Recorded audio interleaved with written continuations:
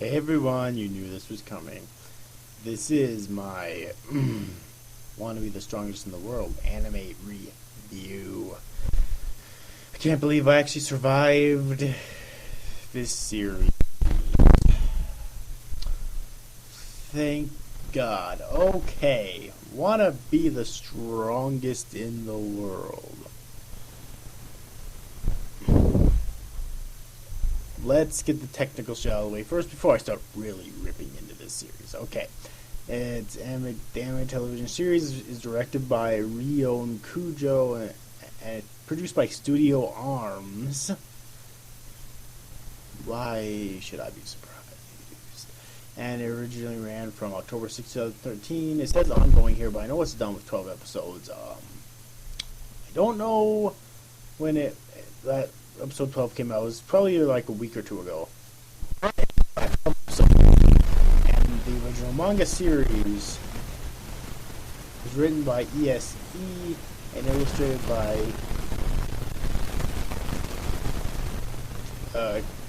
Kiyohito Natsuki and published by Earthstar Entertainment in the magazine Comic Earthstar, and originally ran from December 2010 and it's still ongoing with a total of 4 volumes so far. That's the genre is sports, which is professional wrestling, women's wrestling, mind you. So, the plot. Want to Be the Strongest in the World follows the story of Sakura Hagiwara, a pop idol and member of the fictional Japanese idol group Sweet Diva that impulsively decides to turn into a pro wrestler in order to avenge another fellow Sweet Diva member who got beating from a female wrestler. And that's pretty much it. Yes, that is the entire series. That is all 12 episodes right there. Nothing more, nothing less. Actually, there's a lot less because there's nearly nothing to this series that's worthwhile. Okay, I'm being serious now. There's really nothing to this series I feel is worthwhile. Except for the fan service, which is done really well, of course. Because if it wasn't for that, you could just... anyone would say fuck all to this goddamn series, okay? And, you know, I like a good ecchi every now and then. I like fucking Ikitosen. I like fucking Queensblade, okay? And those series are incredibly ecchi. And I like this for the ecchi, but that's all you'll find in it. So if you're not a fan of that, stay away. Hell, I even like fucking Heaven's Lost Property, and that show is total shit, except for the fucking ecchi. So yes, but let's talk about the characters. Sakura Hagiwara, the main character who is a member of the idol group Sweet Diva and currently 17 years old. She became the current vocalist at the start of the series. Initially cheerful and bright, she always puts her idol group before her own feelings, but always tries her best at anything. She is a generic main character that wants to be the strongest. Okay. Elena Miyazawa, a member of the idol group Sweet Diva. She is Sakura's rival, who is a tomboy and strong-minded, currently 17 years old. She is later revealed to be Blue Panther, who was thought to be Juri. Though initially unskilled at pro wrestling, her training in Miyabi under Juri's tutelage revealed that she actually has much untapped potential in the sport, and her rapid development allowed her to hold her own against Sakura during their first wrestling match against each other. She seeks to bring Sakura back to the idol life by defeating her in the ring, although at the end of the series both of them kind of decided to split their lives, be pro wrestlers worldwide and still be a Sweet Diva. I'm not really going to talk about them in depth because they don't get my... You know what? There's Aika Hayase, member of the idol group Sweet Diva, always seen together with Yuho. Although bright and cheerful like Sakura, Aika is also a bit timid. There's Yuho Mochizuki, a member of the idol group Sweet Diva, always seen together with Aika. She is the mood maker of the group, Nanami Kano, Sweet Diva's leader. Like Elena and Sakura, she is 17 years old but acts way older and is really calm. Makoto Kirishima, Sweet Diva's manager.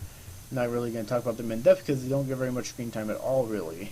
And there's the Berserk wrestlers such as Ryo Kazuma, who was the one who attacked Elena and who, at the beginning of the series, and at first was kind of like Sakura's rival. She really wanted to. She initially became a pro wrestler to defeat Kazuma, but then decided to go on and continue it and whatnot.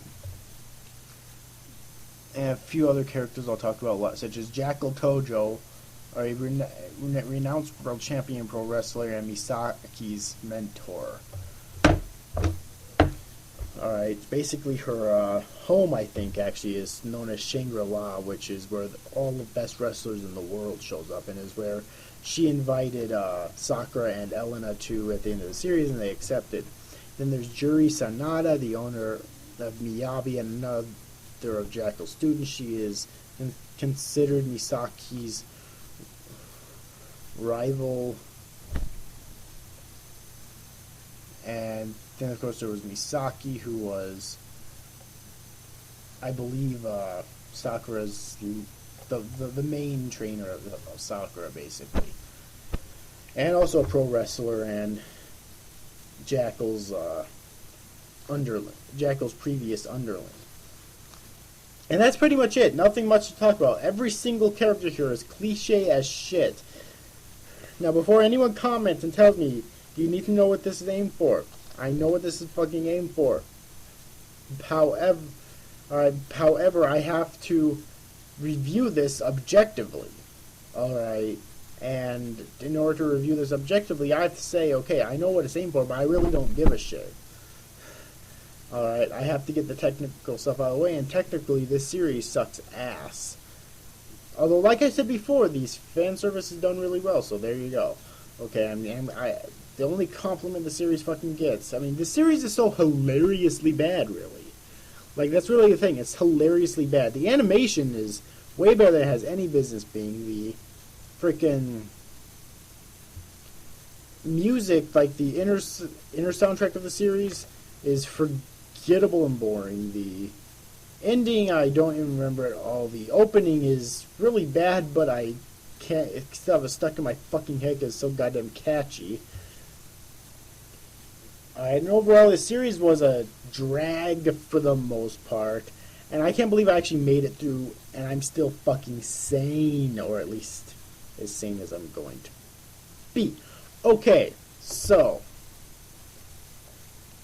yes, and that's pretty much all I have to say about the series. Like, I cannot in good conscience actually, recommend this series.